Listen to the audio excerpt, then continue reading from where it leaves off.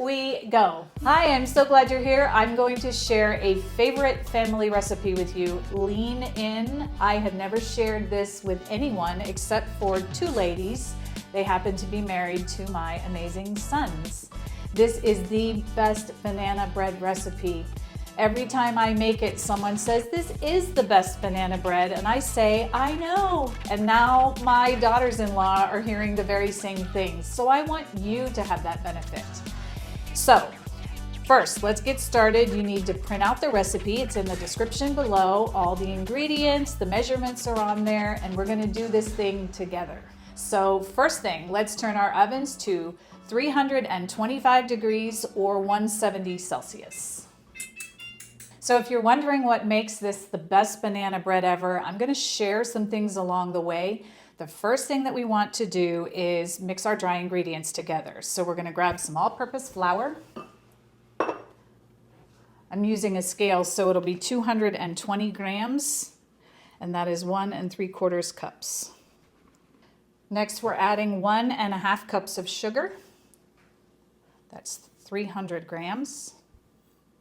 1 teaspoon of baking soda, which is our leavening for the bread. That is 6 grams. And then a 1/2 teaspoon of salt, which is 3 grams. I'm gonna whisk that to make sure that we have all of those dry ingredients incorporated, nice and smooth.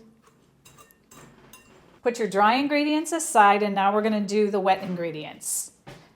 First, we wanna do our bananas. We're gonna mash them. And you want really ripe, like the ones that you find in your fruit bowl that they look gross. That's the perfect ones for banana bread. So I'm gonna go ahead and just put these in our bowl. They should be really soft and mushy.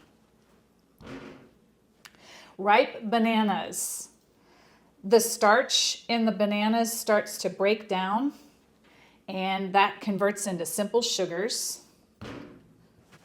Yucky, they're messy. This makes them sweeter. It makes the banana flavor more intense. The mushier, the better. This allows for just an easier incorporation of the actual mashed banana into the bake. I'm just gonna remove that little end there. And then you just wanna mash it with a fork. The breakdown of the bananas also adds to more moisture being released into the bake. So that just gives us a moist and tender crumb, which is characteristic of banana bread. So as long as you have really ripe bananas, you're one step in the right direction to having the most amazing banana bread.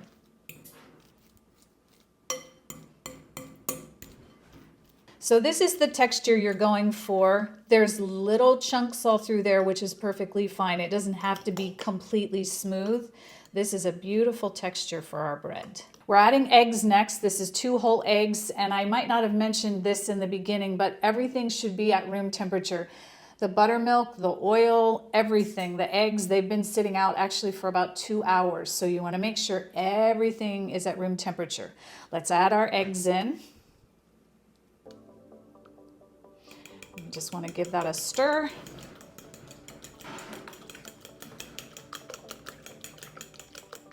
We're adding canola oil in. This is a 1/2 cup or 125 milliliters. Give that a stir.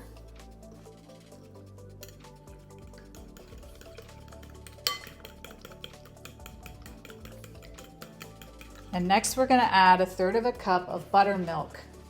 This is 90 milliliters. Look how nice and thick that is. This is beautiful.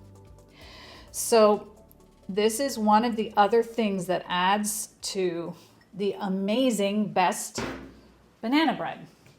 Buttermilk has lactic acid in it, which interacts with the gluten, and it prohibits the gluten from forming. That makes the bread more tender. So buttermilk is an amazing addition to sweet bread. When baking soda comes into contact with acid, it produces carbon dioxide bubbles. That gives us our little bit of lift and rise. So that is one more thing leading to a really, really yummy banana bread. Last, we're adding 1 teaspoon of vanilla extract. That is 5 milliliters. Give this a good stir. Make sure you have all of the ingredients well combined. Now we're ready for the finishing touches. We'll be adding our wet ingredients into the dry ingredients, and we're going to mix that just until it's combined. I chopped these earlier. This is 1 cup of walnuts, and this is 146 grams. If you don't like nuts, you do not have to add them in. This is just optional. You could also add a cup of chocolate chips. You could add half walnuts and half raisins or something like that. I would stir in only about 1 cup of whatever you choose though. And you can always just do it plain, and that would be a really yummy banana bread with nothing in it. It's just amazing anyhow. I'm gonna make a well in the center.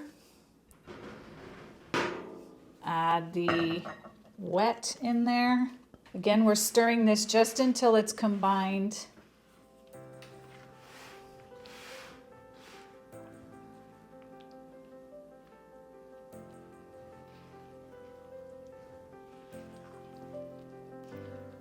When you see just a little bit of the flour left, you can go ahead and do your stir-ins.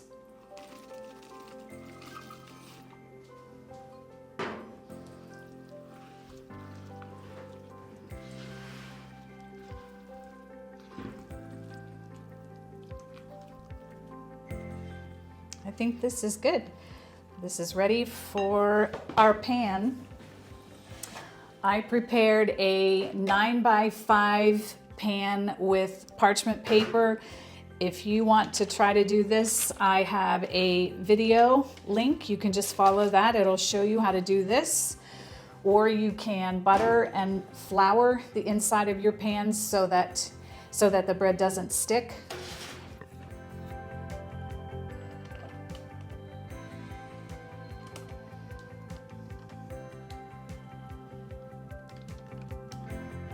Low and slow is the way to go. I'm putting this in the oven. Again, it's 325. That's a low temperature, and I'll explain that in just a moment.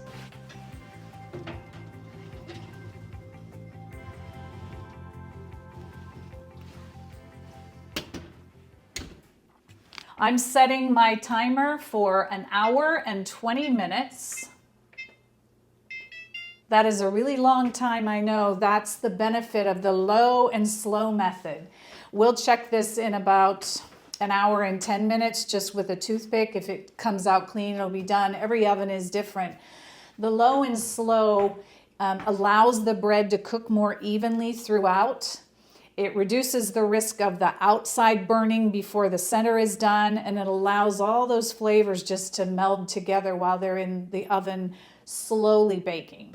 So I'll see you back here in about 1 hour and 10 to 20 minutes or so. The bread has been in the oven for 1 hour and 10 minutes, and I would recommend you do this check as well. I want to make sure it could be done, and it could need another 10 or even 15 minutes. So I do 3 checks at this point. I do a touch test.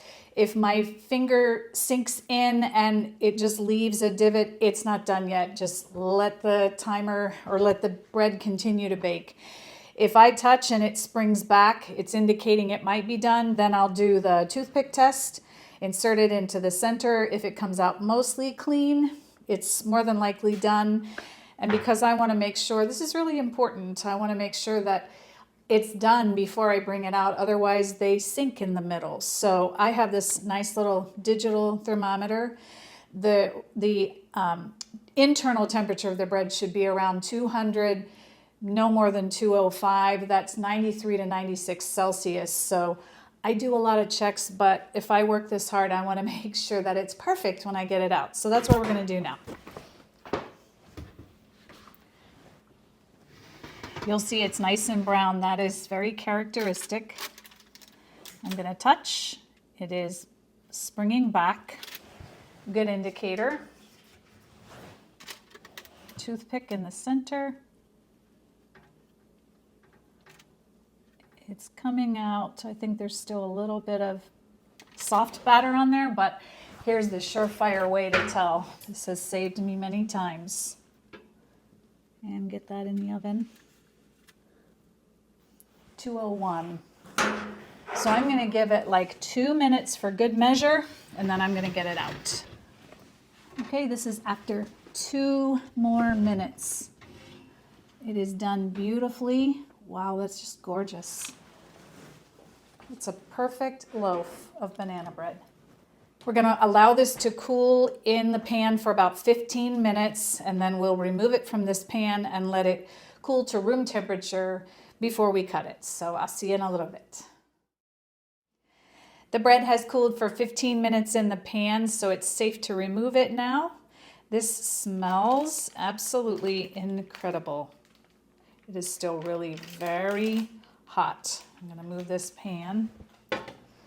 You want to, if you happen to do the parchment paper, you want to go ahead and just peel this back.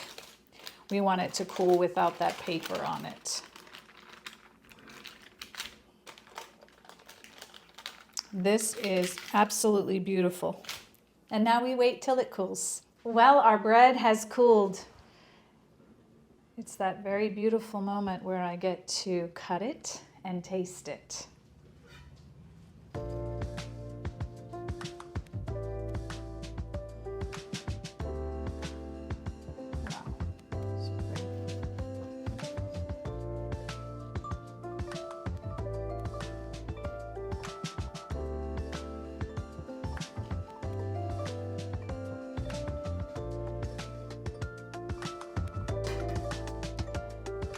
So this is absolutely gorgeous. I just want you to see the texture. You can see all the nuts in there and the flecks from the banana. This is so moist and tender. Oh, yum. Look how beautiful. I'm gonna go ahead and taste a piece.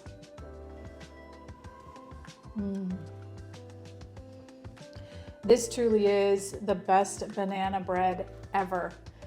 If you enjoy making sweetbreads, check out my sweetbread playlist, and I will see you in the next video.